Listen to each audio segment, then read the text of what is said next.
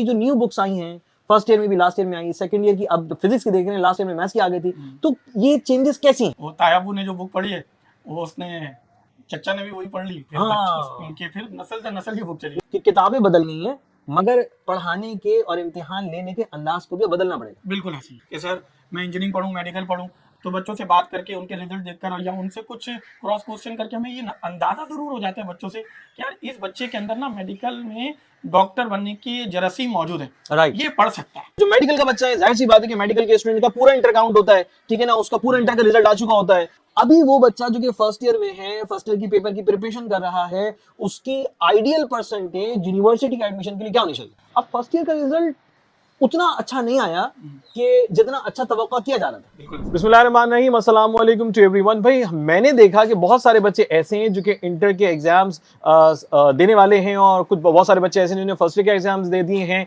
तो अब आने वाले इम्तिहान की तैयारी करो, और फिर उनके जहन में एक सवाल है कि भाई परसेंटेज हमारी कम, और फिर उसके बाद यूनिवर्सिटी में एडमिशन। तो भाई उन तमाम सवाल के लिए ना मैंने अपने बहुत ही अच्छे दोस्त, बहुत ही अच्छे साथी और माशाल्लाह से फिजिक्स के बेहतरीन टीचर, और भाई मैं तारुफ तो क्या दूंगा, वो खुद अपना तारुफ देंगे। सर अजहर खान, कैसे हैं आप? अल्लाह का शुक्र है। ठीक ठाक है सर। मैंने आज आपको पकड़ लिया है, ठीक है ना, बड़े दिनों से आप भाग रहे थे, अब आप आ गए मेरी पकड़ में। तो सर आप बताइए कि माशाल्लाह से अब तक आपको फिजिक्स पढ़ाते हुए कितना अरसा हो गया, और मजीद उसमें क्या चीजें आपने और मजीद? फिजिक्स पढ़ाते हुए तो अल्हम्दुलिल्लाह अभी तकरीबन 19-20 साल हो गए, माशाल्लाह। और इतने टाइम से फिजिक्स पढ़ाने का एक्सपीरियंस रहा। फिर उसी के साथ साथ जब छाजो और आईबी ग्रेड ज्वाइन किया 7-8 साल पहले, तो अल्लाह ने मौका दिया फर्स्ट ईयर सेकेंड ईयर को के प्रोग्राम को लीड करने का। माशाल्लाह। तो उसमें भी अल्लाह ने बड़ी कामयाबी दी, अल्लाह का बड़ा एहसान है, और एक छत के नीचे सारे काम करने का मौका मिल गया, ये भी अल्लाह की तरफ से एक नेमत है। बेशक, एक बहुत बड़ी नेमत है। बिल्कुल और ऐसे फिर ही। मैंने देखा कि बच्चों का आपकी क्लास के अंदर जो है वो इंटरेस्ट भी बहुत ज्यादा होता है माशाल्लाह, और आप बहुत ही ज्यादा इंटरैक्टिव और इंटेलेक्चुअल बेसिस पे आप बच्चों को लेके चलते हो। सबसे बड़ी बात है कि बच्चा एंजॉय कर रहा होता है, फिजिक्स में एंजॉय कर रहा होता है। मैंने आपकी क्लास में ऑब्जर्व किया है, बच्चा खुशी से फिजिक्स पढ़ रहा है। भाई मैं देखता हूँ बच्चे रो रहे होते हैं फिजिक्स में, परेशान होते हैं कि यार ये तो समझ में नहीं आ रही, मगर आपकी क्लास में बच्चे एंजॉय करते हैं। एक और अचीवमेंट भी है माशाल्लाह से पिछले सालों के साथ साथ इस साल में भी, तो जरा उसका भी तज़किरा कीजिएगा। अचीवमेंट तो वही है कि अभी अल्हम्दुलिल्लाह हमारे पास 4th पोजीशन बनी, माशाल्लाह माशाल्लाह। और इंटर में सिमरा अहमद की, और इसी के साथ साथ उसके फिजिक्स में पूरे 100 आउट ऑफ 100 है। ये पहली दफ़ा तो नहीं क्या था, बात है, क्या बात है। इससे पहले भी बहुत सारे बच्चों को 100 आउट ऑफ 100 आया, लेकिन माशाल्लाह। पोजीशन जो है वो बहुत मैटर करती है। एग्जैक्टली। और इसी के साथ साथ इंटर में जो अभी बच्चे मौजूद हैं, उनको ज़्यादा अच्छे तरीके से अपनी परसेंटेज के हवाले से या अपने प्रिपरेशन के हवाले से जो काम कर रहे हैं, उसमें अभी बहुत ज़्यादा हम लैकनेस देख रहे हैं बच्चों में भी। थोड़ा बोर्ड की तरफ से भी कुछ कोर्सेज वगैरह भी चेंज हुए हैं, तो उसमें बच्चे काम ज़रूर कर रहे हैं, लेकिन थोड़ा सा इट विल टेक टाइम। धीरे धीरे जैसे बुक तकरीबन कोर्स कंप्लीट हो चुका, जितना चेंजेस आने थे चेंज। अच्छा, अभी इस साल में मैं देख रहा हूँ कि सेकंड ईयर में फिजिक्स की न्यू बुक आई, और सेकंड ईयर की फिजिक्स की न्यू बुक लेकर थोड़े बच्चे, बहुत सारे बच्चे यकीनन जो कि दिलचस्पी ले भी रहे हैं, और बहुत सारे बच्चे सिर्फ परेशानी ले रहे हैं। तो क्या कहते हैं आपकी जो न्यू बुक्स आई हैं, फर्स्ट ईयर में भी, लास्ट ईयर में आई, सेकंड ईयर की अब फिजिक्स की देख रहे हैं, लास्ट ईयर में मैथ्स की आ गई थी, तो ये चेंजेस कैसी हैं? बहुत अच्छी हैं, बहुत हौसला अफजा हैं? थोड़ी बताइएगा बात।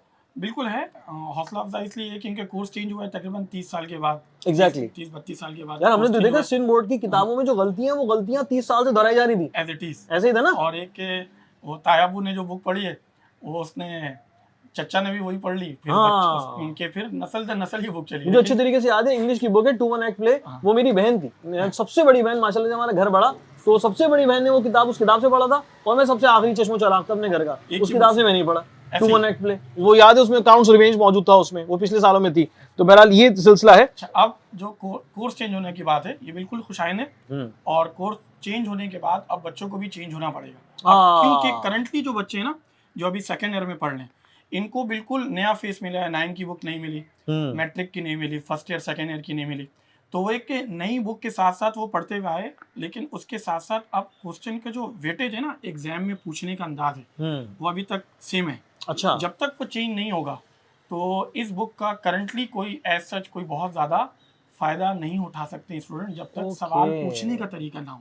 अभी भी पास पेपर से कुछ सवालात हैं, कुछ ऐसे जो रटे रटाए वो आ रहे हैं। हाँ, इट डिपेंड करेगा। मॉडल पेपर अगर आता है तो इंटर में अभी बोर्ड के से पहले इस साल फिजिक्स की बुक चेंज हुई है, और अगर मॉडल पेपर आता है तो मॉडल पेपर को देखकर आप ज़रूर अंदाज़ा लगा सकते हैं कि अब नई बुक के मुताबिक सवालात कैसे आएंगे और बच्चों को उनको कैसे तैयारी करानी होगी। ऐसे ही। सही कह रहे हैं। अच्छा, इसमें आपकी बात से मैं एक्सपेक्ट कर सका कि किताबें बदल गई हैं, मगर पढ़ाने के और इम्तिहान लेने के अंदाज को भी अब बदलना पड़ेगा। बिल्कुल ऐसे ही। ऐसा ही है ना? और अगर देखें, एग्जाम लेने का अंदाज वो तो बोर्ड के ऊपर है, एग्जैक्टली। लेकिन बीइंग ए टीचर मैं ये समझता हूँ कि अगर मैं 15 साल, 18 साल, 20 साल पहले फिजिक्स पढ़ा रहा था और आज 2024 में रहकर मैं 2016 वाली फिजिक्स पढ़ाऊँ और उसी अंदाज से पढ़ाऊँ, तो फिर मैं इंसाफ नहीं होगा। इंसाफ नहीं होगा, मज़ा नहीं आएगा, फिर बच्चों को वो इंटरेक्टिव क्लास नहीं मिलेगी। तो इंटरेक्टिव क्लास बनाने के लिए टीचर को तो ख़ास तौर पर वो जिस टाइम पे टीचिंग कर रहा है उस टाइम का टीचर बन के पढ़ाना होगा।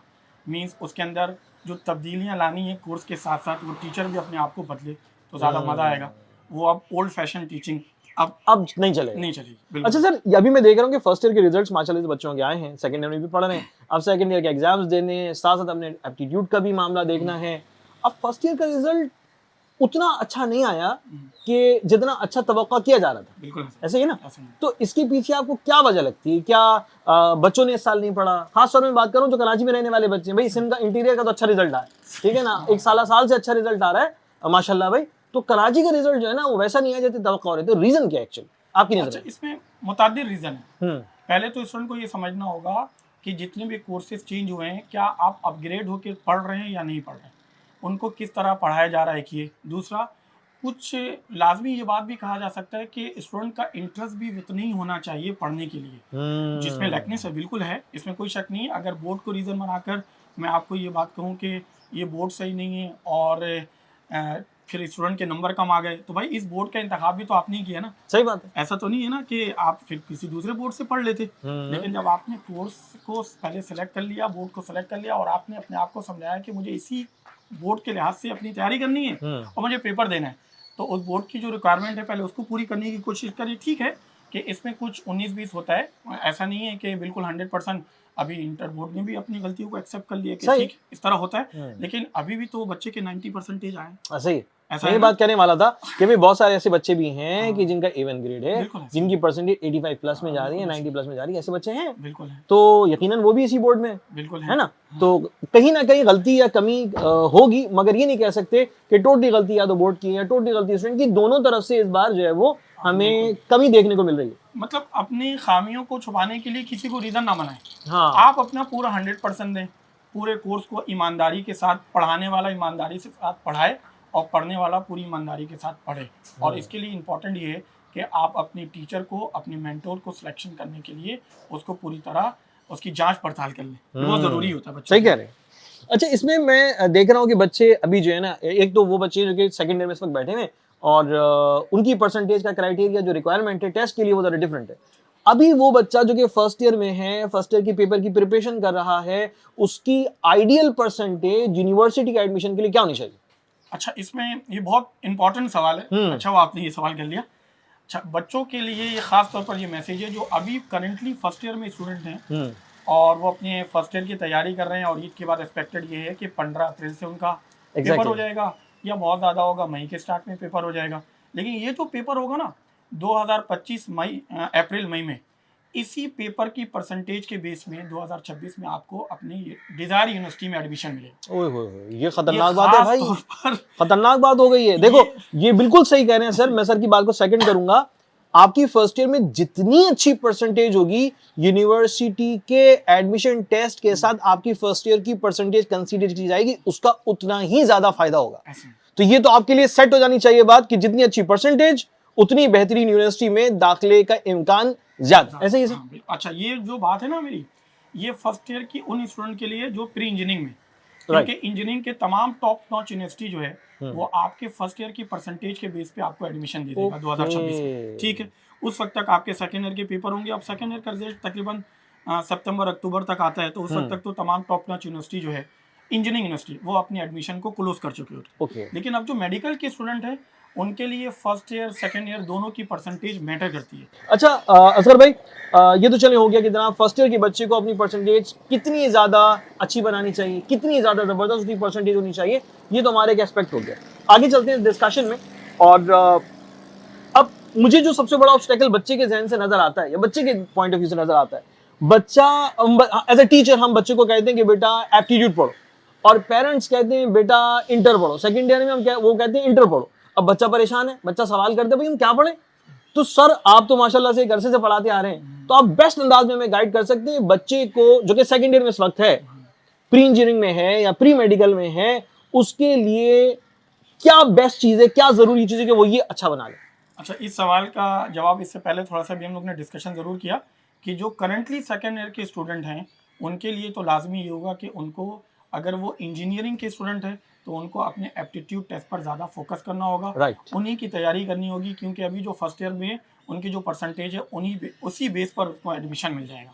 जो मेडिकल के स्टूडेंट हैं उनके लिए लाजमी ये होना चाहिए कि उनका सेकेंड ईयर का परसेंटेज भी काउंट होगा। यानी इंजीनियरिंग साइड से जो भी बच्चा है या कंप्यूटर साइंस स्टडी कर रहा है, अपने फर्स्ट ईयर सेकंड ईयर में पढ़ी है उसने, तो वो उसके लिए लाजमी है कि वो अपने एप्टीट्यूड की तैयारी पे 10 यूनिट्स में से 7 यूनिट्स लगा, यानी कि 10 घंटों में 7 घंटे तो अपनी एप्टीट्यूड की तैयारी पे लगा, और 3 घंटे फिर अपने थ्योरी एग्जाम्स पे लगा। ऐसे ही सर। अच्छा, जो मेडिकल का बच्चा है, जाहिर सी बात है कि मेडिकल के स्टूडेंट का पूरा इंटर काउंट होता है, ठीक है ना, उसका पूरा इंटर का रिजल्ट आ चुका होता है, तो भाई उसको सेकंड ईयर में भी उतना ही काम करना है जितना कि वो एप्टीट्यूड पे कर रहा है। ये दोनों चीजें उसके लिए क्लियर होनी चाहिए। अच्छा, ये तो चले हमें बात समझ में आ गई। सर आज के दौर में चाहे वो बच्चा किसी भी क्लास का हो, सही ना, उसके लिए डिस्ट्रैक्शन है। पहले तो आप ये बताएं कि आपकी नजर में बच्चे के लिए सबसे बड़ी डिस्ट्रैक्शन क्या है, और फिर उस डिस्ट्रैक्शन को हम कैसे रिमूव कर सकते हैं, बताएं। अच्छा, डिस्ट्रैक्शन रिमूव नहीं होता, इसको आप मैनेज कर सकते हैं। सही हो गया। ये रिमूव तो कैसे होगा? रिमूव नहीं तो हो सकता, बिल्कुल भी नहीं। सही, मेरे हाथ में ये डिस्ट्रैक्शन है उस वक्त तक जब तक मैं इससे गैर जरूरी काम कर रहा हूँ और अपने वर्क आवर को जाया कर रहा हूँ। सही है। ऐसे ही है। लेकिन उसमें ये है कि बच्चा सबसे पहले अपने स्केड्यूलिंग करे, टाइम टेबल का। अक्सर क्लासेस में ये होता है कि शुरू के क्लासेस में हम लोग यही काम करते हैं बच्चों की काउंसलिंग में, कि बच्चा अपना पहले टाइम टेबल और अपने 24 घंटे की रूटीन सेट करे। राइट। अगर कोई बच्चा 24 घंटे की रूटीन सेट कर ले और उसमें वो 1-2 घंटा अपने एक्टिविटीज भी निकालता है, जिसमें इवन के बच्चे को गेम खेलने का बहुत शौक है, हाँ, खेल लो भाई, गेम खेलो ना, लेकिन वो गेम खेलने का टाइम आपकी पढ़ाई को डिस्टर्ब ना करे। राइट। लेकिन उसके लिए एक टाइम है ना कि आप 1 घंटा निकाल लें, 2 घंटा निकाल लें। प्रायोरिटीज आपकी अपनी एजुकेशन होनी चाहिए, अपनी प्रिपरेशन होनी चाहिए, जिसको आपने बहुत सोच समझ के डिसाइड किया है, तब मशवरे से किया है, माँ बाप के मशवरे से किया है, अपने मेंटोर के मशवरे से किया है कि सर मैं इंजीनियरिंग पढ़ूँ, मेडिकल पढ़ूँ। अब 9 मैट्रिक में भी बच्चों से मुलाकात हो जाती है, अक्सर ऐसा होता है, तो बच्चों से बात करके उनके रिजल्ट देखकर या उनसे कुछ क्रॉस क्वेश्चन करके हमें ये अंदाज़ा ज़रूर हो जाता है बच्चों से कि यार इस बच्चे के अंदर ना मेडिकल में डॉक्टर बनने की जरासी मौजूद है, राइट, ये पढ़ सकता है। एग्जैक्टली, टीचर बता सकता है। इंजीनियरिंग में भी यही है कि ये बच्चे के अंदर ये इसको क्लैरिटी है कि सर मुझे ये काम करना है और मैं इस तरह से अपनी इंजीनियरिंग की तैयारी करनी है, मेरा शुरू से गोल ही यही है। तो वो ठीक है, वो मैनेज तो किया हुआ है, समझ में आ गया उसको। अब इसको एग्जीक्यूट कैसे करना, तो एग्जीक्यूट करने के लिए जो डिस्ट्रैक्शन वाली बात है ना, इसको आप मैनेज करेंगे, आप इसको खत्म नहीं करेंगे। तो मैनेज करने के लिए पहले 24 घंटे की जिंदगी को पहले क्या कर लें भाई, अलाइनमेंट कर लें। उसमें ठीक है भाई 2 घंटा अपनी तफरीह के लिए भी निकाल लें, लेकिन प्रायोरिटीज आपकी तैयारी होनी चाहिए, प्रिपरेशन। यानी आपका डोमिनेंट टाइम जो है, आपका जो टारगेट, आपका गोल है, यानी यूनिवर्सिटी में एडमिशन हासिल करना आपका गोल है, तो उसके लिए आपके पास एंगेज होना चाहिए ओवर टाइम। और हाँ, कुछ टाइम अगर आप समझते हैं कि बाबा मेरे पास थोड़ा फ्री वक्त है, मैं जरा गेम भी खेल लूं, मैं क्रिकेट खेल लूं, तो भाई बिल्कुल खेल सकते हैं, इसमें कोई पाबंदी नहीं। अच्छा सर, एक बात बताइएगा, एक बच्चा है जिसने माशाल्लाह से फर्स्ट ईयर पढ़ी है, सेकंड ईयर पढ़ी है, फिर यूनिवर्सिटी के एडमिशन टेस्ट की प्रिपरेशन की है और वो कामयाब हो जाता है, तो सर इस मकाम तक पहुंचाने में पेरेंट्स का, मेंटोर्स का और माशाल्लाह से आप जैसे बड़े बाहिम्मत और बड़ी कोशिश करने वाले असातिज़ा इकराम का कितना बड़ा हाथ होता है? अच्छा, इसमें सबसे पहले तो बच्चों की अपनी मेहनत और उनके पेरेंट्स की दुआएं और उसी के साथ साथ उनके मेंटोर की गाइडेंस, ये बहुत ज़्यादा मैटर करती है बच्चों के ऊपर कि वो बच्चा अपनी चीज़ों को किस तरह एब्जॉर्ब कर रहा है। अच्छा, एब्जॉर्ब करने में अब तो ज़्यादातर क्योंकि चीज़ें चेंज हो गई पिछले 3-4 सालों में, और ज़्यादातर कोविड के बाद तो चीज़ें बिल्कुल डिफरेंट हो गई। इवन के बहुत सारे पेरेंट्स हमारे पास इस तरह से आते हैं जो कि खुद डॉक्टर इंजीनियर हैं, लेकिन वो कहते हैं कि सर हमारा 20 साल 25 साल 30 साल पहले का दौर था, वो दौर अलग है, अब आप मेरे बच्चों को ये लें, इनकी तैयारी करनी कैसे। हम आपको फैसिलिटेट अपने बच्चों को ज़रूर कर सकते हैं, लेकिन आप अब मेंटोरशिप का सारा जिम्मेदारी उठा लें। सही बात है। अब उस बच्चे को गाइड करना, अब बच्चा कितना एब्जॉर्ब कर रहा है, फिर बच्चों को खुद चेक एंड बैलेंस में रखना और बच्चों के साथ साथ उनके पेरेंट्स के साथ इन टच रहना कि बच्चा तो हमारे पास 2 घंटे का 3 घंटे का मेहमान होता है। अब वो घर पे गया तो घर पे तकरीबन वो 20 घंटा गुजार रहा है। सही। उस 20 घंटे में उनके पेरेंट्स के साथ इंटरेक्शन पे रहना कि भाई आपके बच्चे का ये टाइम पढ़ने का है, ये टाइम उसके सोने का है, इसी के साथ साथ ये टाइम इसका बेस्ट टाइम होगा इसके पढ़ने का है। अगर बच्चा उसको स्केजुअल कर ले, पेरेंट्स की निगरानी में घर पे काम कर ले। अब बहुत सारे बच्चे ऐसे भी हैं जिनको अब बोलने की भी जरूरत नहीं है। एक बात ये कंसेप्ट हमारा भी है, यार हम क्लास में पढ़ा रहे होते हैं, बच्चा पढ़ नहीं रहा होता, ऐसा नहीं है, बच्चा पढ़ता है, पढ़ने वाला बच्चा पढ़ रहा है भाई। पढ़ने वाले बच्चों को आपने अच्छे गाइडेंस के साथ और अच्छे नॉलेज के साथ उसको राह रास्त पे सही लाना होता है। और वो होता है भाई, उसको खुद कंसर्न होता है कि सर ये टॉपिक मेरे से मिस हो रहा है, ये भी आप करा दें सर, ये भी आप करा दें। तो बच्चा पढ़ रहा है, बस उसको क्या कहते हैं, सही सिल्क में लाने के बरकरार लिए, रखने सही की जरूरत डायरेक्शन होती है। देने के लिए जो ना, वो एक टीचर, एक मेंटोर काम कर सकता है। उसमें एक इंपॉर्टेंट बात ये सही है कि सामने से बच्चा जब आपकी बात सुने तो उसको थोड़ा सा चेक एंड बैलेंस में रखे। बच्चा 15 साल 18 साल के दरमियान में है, सही बात तो है। बच्चों को हम बच्चे ही ट्रीट करें। अगर मैं एक बच्चे को एक दफ़ा कोई बात समझा रहा हूँ और अगर बच्चा 1 महीने 10 दिन हमने नोट किया, 1 महीना नोट कर लिया, और अगर बच्चा लाइनो लेंथ पे नहीं आ रहा है ना भाई, तो उसको थोड़ा सा एक काउंसलिंग के लिए 5-7 मिनट अपना टाइम दे दें। और इसी के सबब जो है ना, मैं समझता हूं कि बच्चे बहुत बेहतर मकाम पर पहुंच जाते हैं, जबकि असातिज़ा इकराम, वालिदैन और उनके मेंटोर्स जो होते हैं, सब एक मकसद के जब कोशां होते हैं तो वो अपने मंजिल पर पहुंच सकते हैं। अच्छा सर असगर, एक और सवाल मेरे जहन में आ रहा है, वो ये कि आज का जो स्टूडेंट है, यकीनन 20 साल पहले वाले स्टूडेंट के मसाइल कुछ और थे, आज के स्टूडेंट के मसाइल कुछ और। तो आज के स्टूडेंट का सबसे बड़ा मसला क्या हो रहा है? भाई हाँ, जितने तुम लोग ये बच्चे इस वीडियो को देख रहे हो, तुम लोग भी अपना कोई ना कोई प्रॉब्लम जो तुम्हारी नजर में सबसे बड़ा प्रॉब्लम है, ऑब्स्टेकल है तुम्हारी स्टडी में, जरूर जरूर कमेंट में शेयर करना है, मैं फिर इसका जवाब दूंगा। सर असगर, क्या प्रॉब्लम है सबसे बड़ा? सबसे ज्यादा प्रॉब्लम है मिसमैनेज हुआ है बच्चा। मिसमैनेजमेंट। अच्छा, मिसमैनेजमेंट ये हुआ कि अच्छा, मिसमैनेजमेंट ये डिसिप्लिन से आउट है? कह सकते हैं, डिसिप्लिन नहीं होगी तो मिसमैनेज होगा, ऐसे ही। अच्छा, अब इसमें इंपॉर्टेंट ये है कि जैसे भी मैं कह रहा था ना, स्केजुअलिंग कर लें अपने टाइम टेबल को। सही। अच्छा, टाइम टेबल को जब स्केजुअलिंग कर लेंगे ना, तो स्केजुअल बहुत सारे बच्चे मैंने देखा बना लिया, उन्होंने अमल नहीं कर रहे। अमल नहीं कर रहे। हाँ, प्रैक्टिकली उसके ऊपर काम करना पड़ेगा। अच्छा, इसके लिए डिस्ट्रैक्शन यही है कि बच्चे का जो जहन बना हुआ है ना कि यार मेरा ये टाइम खेलने का है, ये टाइम पढ़ने का, ये बिल्कुल ठीक है, लेकिन उसके लिए बहुत इंपॉर्टेंट बात ये भी है कि भाई अपने दोस्त अच्छे बनाएं, पढ़ने वाले दोस्त बनाएं। अपने आप कॉलेज जाते हैं, अपने कॉलेज जाते हैं, अपने ट्यूशन जाते हैं, आप कोचिंग सेंटर में पढ़ते हैं, आप कहीं भी पढ़ें भाई, इवन के आपकी गली मोहल्ले में भी दोस्त हैं, लेकिन आपके दोस्त पढ़े लिखे होने चाहिए। अगर आपकी क्लास का है तो और अच्छा है, आपसे अगर सीनियर है और अच्छी यूनिवर्सिटी में है तो और अच्छा है, वो अच्छी तरह आपको गाइड भी कर सकता है करेंटली। लेकिन आप मिसगाइड ना हो। एक दूसरा, आप ये ज़रूर देखें कि आपको समझाने वाला, आपको कोई बात बोलने वाला कौन है। सही बात है। कौन है, वो खुद क्या कर रहा है, उसकी क्या ड्यूटीज़ हैं माशरे में, वो क्या रोल प्ले कर रहा है। अगर ये सारी चीज़ें आपके जहन में होंगी, और ये बात इस उम्र में बहुत मुश्किल से समझ में आती है, लेकिन बार बार बात करने का मकसद ये है कि बच्चों तक ये पैगाम पहुंच जाए कि भाई ये सामने बैठकर जो बंदा हमें समझा रहा है, ये खुद किसी मकाम पे मौजूद है ना, तो अब इसकी बात सुन लो, क्योंकि ये कुछ ना कुछ करके ही यहाँ तक पहुंचे। सही बात है। ऐसा ही ऐसा ही ऐसा ही। अच्छा सर असगर, आपने बताया कि बच्चे का जो टाइम मैनेजमेंट वाला फैक्टर है, मतलब वो किस तरह से वो सेट हो सकता है और किस तरह से मैनेज हो सकता है। अच्छा, एक सवाल मैं महसूस कर रहा हूँ, काफी सारे बच्चों ने मुझे इस बारे में कहा, सर अब चाहे बच्चे को मेडिकल से रिलेटेड अपना कैरियर परसू करना हो, या फिर इंजीनियरिंग से रिलेटेड उसे अपनी कोई ना कोई फील्ड मुंतखब करनी, दोनों ही बच्चे चाहे वो प्री मेडिकल का हो या प्री इंजीनियरिंग का, वो कहते हैं सर फिजिक्स ना बड़ी मुश्किल लगती है, सर फिजिक्स में ना ये वाली चीज जो है ना वो सर भी गुजर जाती है, सर फिजिक्स तो बहुत मुश्किल है। सर प्री मेडिकल के बच्चे हो सकता है इस बात को एग्री करेंगे, सेकंड करेंगे, कमेंट में कीजिएगा भाई कि सर वो ना फिजिक्स हमें बड़ी मुश्किल लगती है, आप ना कोई हल बताएं। तो भाई बच्चे के लिए ना आप कोई ऐसी एडवाइस, सजेशन की जिससे उसकी फिजिक्स जो है ना, मुझे पता है आपके पास वो हल है तभी आप मुस्कुरा रहे हैं, तो कोई ऐसा हल जो बच्चा सुने, अप्लाई करे, उसकी फिजिक्स जिंदगी भर के लिए आसान हो जाए। अच्छा, ये फिजिक्स एक ऐसा सब्जेक्ट है जिसको अक्सर ये बोला जाता है कि बहुत खुश्क सब्जेक्ट है। हाँ। ऐसा नहीं है। अच्छा। ऐसा नहीं है, बड़ा मज़ा आता है, पढ़ने में भी मज़ा आता है, पढ़ाने में भी मज़ा आता है। अच्छा, इंपॉर्टेंट ये है कि जब आप क्लास में पढ़ा रहे होते हैं ना, तो बच्चों का एटीट्यूड देखकर आपको अंदाज़ा हो जाता है कि बच्चे कितने इंजॉय कर रहे हैं, कितना उनको समझ में आ रहा है। राइट। ये बहुत इंपॉर्टेंट बात है। तो बीइंग ए टीचर तो मैं अपने आप को ऐसे समझाता हूँ। अच्छा, बच्चों के लिए क्या इंपॉर्टेंट है? बच्चों के लिए इंपॉर्टेंट ये है कि आप जब किसी भी सब्जेक्ट को स्टडी करें, और हर बच्चे का अपना एक परसेप्शन होता है, हर बच्चे का अपना एक मेंटल लेवल है, जिसमें किसी बच्चों को बायो और केमिस्ट्री बहुत अच्छी लगती है, मेडिकल वालों को उसके लिए फिजिक्स एक मसला है, इंजीनियरिंग वालों के लिए केमिस्ट्री एक बहुत बड़ा मसला है। हाँ, सही कह रहे हैं। लेकिन उसके लिए मैथ और फिजिक्स बड़ा आसान लगता है। अगर आपको ये बात पता है कि आपको किसी सब्जेक्ट में आपकी वो वीकनेस है, तो उसके ऊपर आपको थोड़ा सा ज़्यादा तवज्जो दे देनी है, टाइम दे देना है। एक चीज़ ये होता है कि मैं केमिस्ट्री का कोई लेक्चर सुना, मुझे यूं समझ में आ गया, लेकिन मेरे लिए ना मैथ को समझना थोड़ा सा मसला हो रहा है। तो मैं क्या करूं, मैंने अपना जो स्केड्यूलिंग किया हुआ ना, तो उसमें अगर मैं 2 घंटा केमिस्ट्री को दे रहा हूं, तो अब मैं मैथ्स को 3 घंटा दे दूंगा।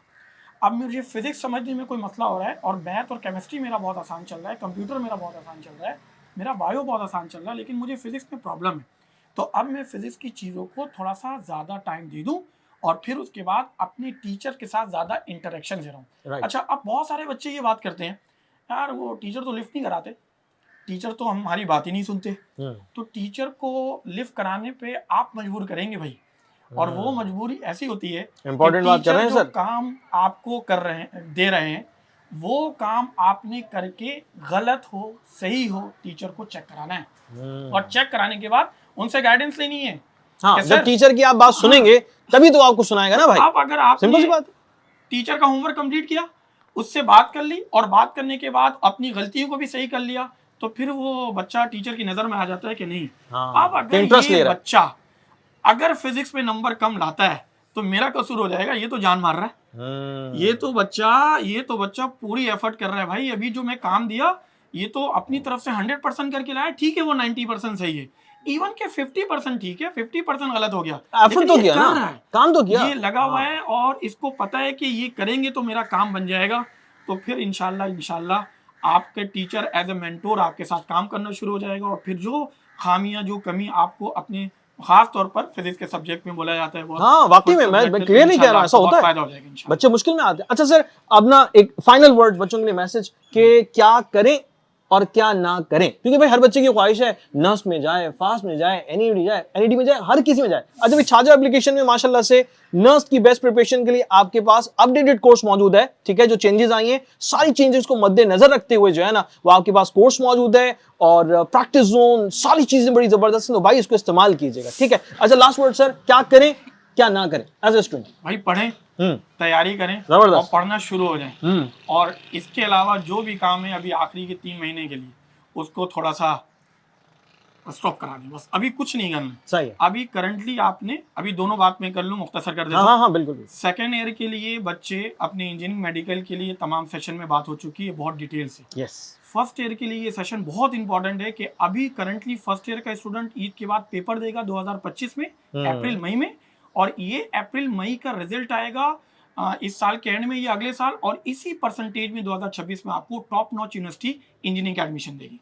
तो you have a prime time कि आप अपने फर्स्ट ईयर में पूरा जोर लगाएं, अपना 110% दें, और इसी परसेंटेज से आपका इंशाल्लाह अच्छी यूनिवर्सिटी में एडमिशन हो जाएगा।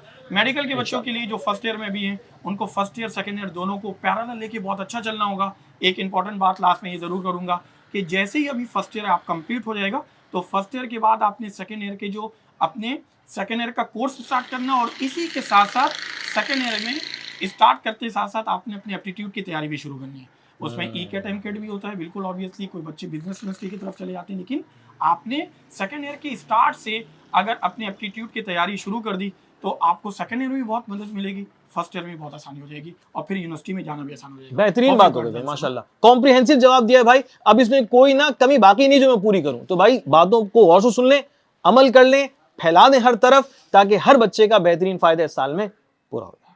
Thank you. अस्सलाम वालेकुम।